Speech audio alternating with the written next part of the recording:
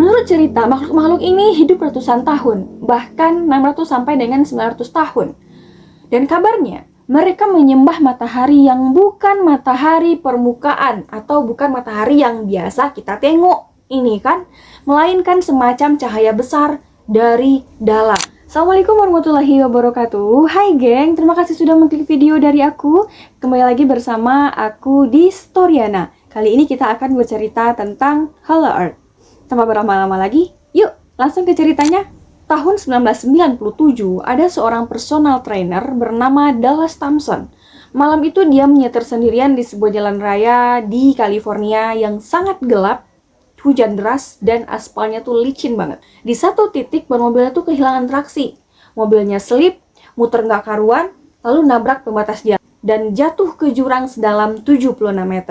Lantas bagaimana kondisi mobilnya? Hancur total. Sampai orang-orang bilang mobilnya tuh udah gepeng dan gak mungkin korban atau orang yang menumpangi mobil ini dalam keadaan selamat. Petugas yang datang bahkan sempat mikir mustahil bahwasanya ada korban yang selamat dalam keadaan mobil yang seperti ini.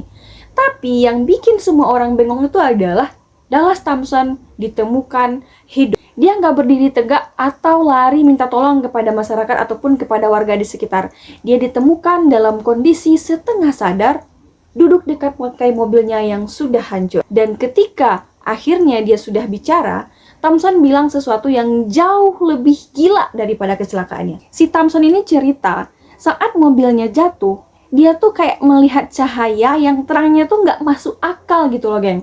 Terangnya sampai dia tuh ngerasa kayak buta gitu. Kita kan pernah kan kayak ngeliat cahaya yang terlalu terang, terus matanya tuh kayak kelam gitu.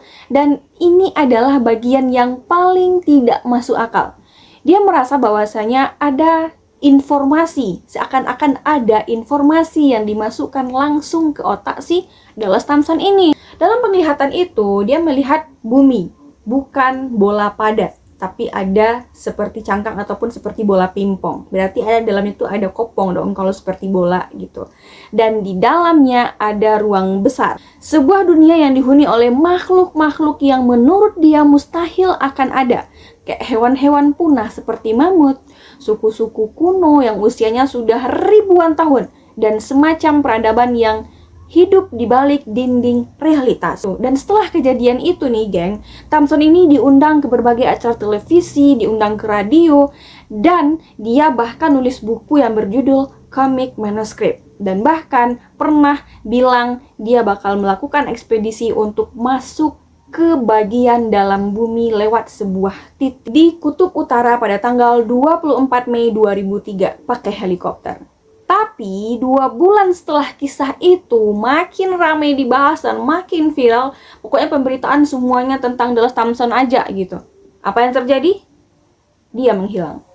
Bukan cuma orangnya yang hilang, sebagian info tentang dia juga ikut lenyap. Seolah-olah ada yang merapikan jejak. Dan sejak saat itu muncullah spekulasi liar bahwasanya jangan-jangan dia bukan hilang, tapi pergi ke sana gitu, di dunia yang dia lihat dalam kecelakaan itu.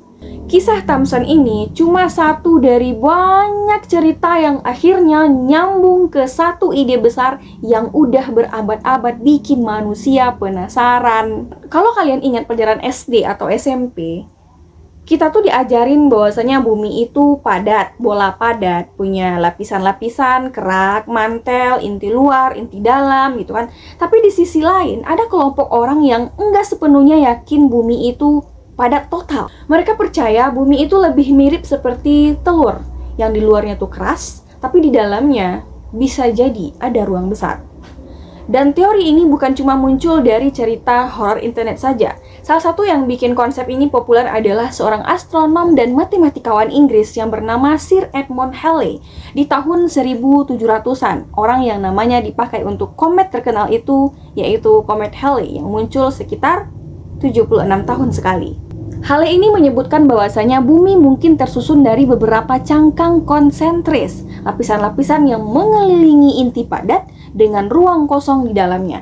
Lalu ada juga matematikawan Swiss Leonhard Euler yang punya ide mirip seperti matematikawan tadi, seperti Halley. Secara matematis, menurut dia, mungkin ada rongga besar di dalam bumi. Bahkan ada versi yang bilang Euler berpandai-andai adanya semacam matahari kecil di dalam sumber cahaya, dan panasnya membuat dunia di dalam bisa dihuni. Dua nama besar ini jadi semacam fondasi buat orang yang percaya kalau ilmuwan kelas dunia aja pernah mikirin kayak beginian, berarti ide bumi berongga ini nggak bisa langsung ditertawakan begitu saja. Artinya ini bukan hanya isapan jempol belaka. Dan dari sini rasa penasaran manusia naik level. Bukan lagi percaya atau tidak, tapi kalau benar ada, pintu masuknya di mana? Kutub adalah tempat yang selalu dicurigai sebagai gerbang. Ada satu hal yang sering muncul berulang kali dalam cerita Hollow Earth ini, yaitu kutub utara dan kutub selatan. Tokoh penting di sini adalah John Sclaves Simmons, Jr., seorang veteran perang Amerika. Dia percaya bahwasanya bumi itu berongga dan punya lubang masuk di wilayah kutub.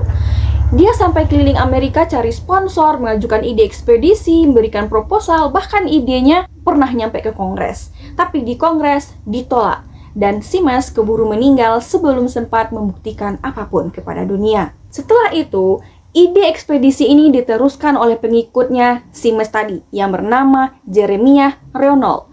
Reynolds ini sempat berhasil untuk menggalang dukungan untuk ekspedisi ke Amerika yang kemudian dikenal sebagai US Exploring Expedition yang dilakukannya pada tahun 1838 sampai dengan 1842. Mereka memang berhasil menjelajah dan mendekati wilayah-wilayah ekstrim, tapi ekspedisi itu berhenti dan alasan pastinya selalu jadi bahan perdebatan. Buat orang yang skeptis, ini tuh kayak hal yang wajar untuk berhenti. Kenapa? Masalah logistik mungkin kurang, cuacanya ekstrim, dan resiko yang terlalu besar. Buat orang yang percaya Hollow Earth ini, mereka mengatakan bahwasanya berhenti itu tanda mereka melihat sesuatu. Dan dari sinilah cerita-cerita kesaksian mulai merajalela. Salah satu kisah yang sering disebut fans teori Hollow Earth berasal dari buku The Smoky God karya Wills George Emerson yang terbit pada tahun 1908. Ceritanya tentang seorang nelayan Norwegia bernama Jens Jensen dan anaknya Olaf yang pada tanggal 3 April 1829 pergi berburu gading anjing laut di wilayah Kutub Utara. Di tengah cuaca yang sangat dingin, mereka katanya menemukan area yang aneh. Udara hangat, tanaman tumbuh hijau, padahal harusnya itu adalah dunia es. Terus mereka lanjutkan perjalanan dan sampai mereka dihadang oleh badai yang cukup besar. Perahu mereka terdampar dan terseret makin jauh ke utara. Mereka terjebak berhari-hari, kehabisan makanan, dan kompas mereka pun rusak sampai mereka tidak tahu arah yang akan mereka tuju. Paling nggak masuk akal, daratan itu ditumbuhi oleh tanaman tropis, padahal mereka lagi ada di kutub. Mereka menepi dan bertahan hidup. Setelah itu, beberapa hari kemudian, bertemulah mereka dengan sebuah kapal besar, ya kan, yang membawa manusia berukuran raksasa yang tingginya itu 2-3 meter. Menurut cerita, makhluk-makhluk ini hidup ratusan tahun, bahkan 600 sampai dengan 900 tahun. Dan kabarnya, mereka menyembah matahari yang bukan matahari permukaan atau bukan matahari yang biasa kita tengok ini kan, melainkan semacam cahaya besar dari dalam. Dalam Hollow Earth itu ada matahari gitu. Olaf menggambarkan tempat ini seperti Taman Firdaus atau kayak surga. Pohon-pohon raksasa, hewan besar, emas yang berlimpahan, dan suasana damai. Setelah mengalami segala macam kejadian di Kutub Utara, akhirnya mereka ingin kembali ke permukaan, ya kan? Tapi jalur Kutub Utara tertutup es. Jadi mereka diarahkan keluar melalui jalur Kutub Selatan. Saat keluar, kapal mereka tertabrak oleh gunung es. Ayahnya meninggal dan semua catatan tentang perjalanan mereka selama ke Kutub Utara hilang. Dan bertahun-tahun kemudian, kisahnya ditulis oleh Emerson. Kedengarannya seperti fiksi, bukan? Ya memang, tapi anehnya, pola ceritanya ini mirip dengan banyak cerita Hollow Earth lainnya, kayak kutub, zona hangat, peradaban tersembunyi, matahari di dalam, dan kesaksian yang hilang atau kayak dihancurkan. Dan kalian, menurut kalian cerita ini cuma mitos yang kebetulan polanya mirip, atau ada sesuatu yang memang belum kita pahami tentang bumi yang kita pijak setiap hari ini? Tuliskan pendapat kalian di kolom komentar. Kalau kalian mau request teori misteri lain, entah itu tentang Antartika, kota bawah tanah, atau cerita ekspedisi aneh, ataupun vlog tentang daerah Sumatera Barat, coba drop komennya di bawah, kita bahas bareng di video berikutnya. Sebelum pamit, kalian tahu ritualnya apa? Like, komen, dan subscribe video ini, dan aktifkan notifikasinya agar kalian tahu bahwasanya di dunia ini bukan hanya kita. Bye-bye!